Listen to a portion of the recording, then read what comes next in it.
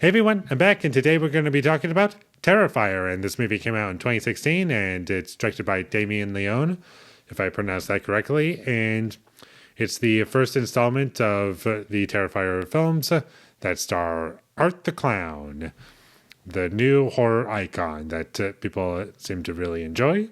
The series has two sequels, and currently a fourth is being in the works, and we'll see how that comes out. And I have never seen any of these movies before, and I gotta say, this one was genuinely terrible. I thought it was really, really bad. I liked some things about it. I liked the design of Art the Clown. I thought that he has a very nice looking design, and the actor who plays him, David Howard Thornton, I thought he did a good job in this movie, and he's the best part about the entire film. Just Art the Clown.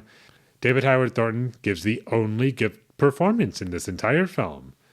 And also, what makes this series stand out is that the death scenes are very gory and bloody, and there's a big focus on the practical effects. And there's one really good death scene in this movie that's pretty iconic, I think, at this point, or at least for this movie.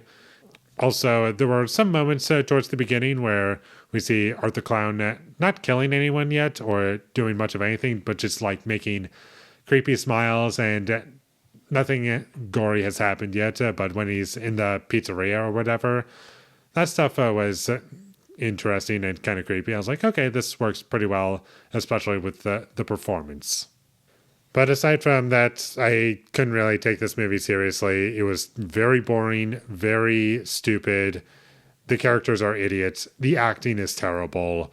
There's not one good performance from anyone outside of David Howard Thornton. The opening scene was very cheesy. I wasn't scared by anything. And also, whenever we get like a death scene, it's not really disturbing for me because I'm kind of used to this kind of stuff. And apparently it gets crazier as the series goes on. But we'll talk about that when we get to the sequels.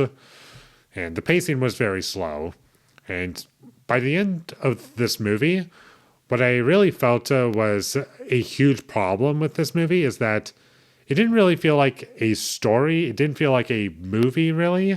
It kind of just felt like two short films combined into one feature-length film. And this is what we got. We got some characters here and there that exist for the sake of the plot, if you can even call it that. And there isn't really a plot to this movie. It's just showing off Art the Clown, killing off people. Then that's really the story of the movie. Are these characters going to survive? I don't know. You have to watch the movie to see what's going to happen. And this movie had like a $35,000 budget, and it definitely shows. Like, they do try to make the most of with that money, but even so, there's only so much you can do. Whenever we were inside of a building, I just felt like we were inside of a studio set. That's all I really felt like, which is kind of sad. And there were moments where the practical effects didn't really look all that convincing in my eyes. Like, it's nice that it's not CGI. I can appreciate that much about it, but the practical effects didn't always look all that convincing throughout the entire film. It's mostly just in a few key moments where it's kind of impressive and fun to watch. And the music in this movie was kind of annoying, and I didn't really gel with it. It just was trying to be like 80s homage type thing, and that didn't really do much for me. And the opening scene where Art the Clown is just gathering all of his tools to put in his garbage bag and all that kind of stuff, it kind of reminded me of the opening scene of A Nightmare on Elm Street during the credits. I'm not even kidding you. The movie was also very repetitive throughout, and it was just Art the Clown killing people or scratching at them or making them suffer in pain. And if a character was going to escape, they hit him once, like stab him someplace, and then they run away. And it's like that the whole movie. Art the Clown gets a character, they either die or run away, and Art the Clown will have them, and they hit Art once, and then they run away. It's just that on repeat, and that's the whole movie. is just that. The dialogue scenes were terrible and boring. No one talked like a real person. I didn't really care for any of these characters. There was nothing to latch onto in this movie. I just couldn't really get into anything that this movie was doing. And it was just a worse version of not only other slasher movies I've seen, but just other movies that I've seen already. I don't know, maybe it's paying homage to those types of films. I'm not sure. But it didn't really benefit this movie all that much. There were very obvious stock sound effects, but I don't really blame this movie too much because of the budget.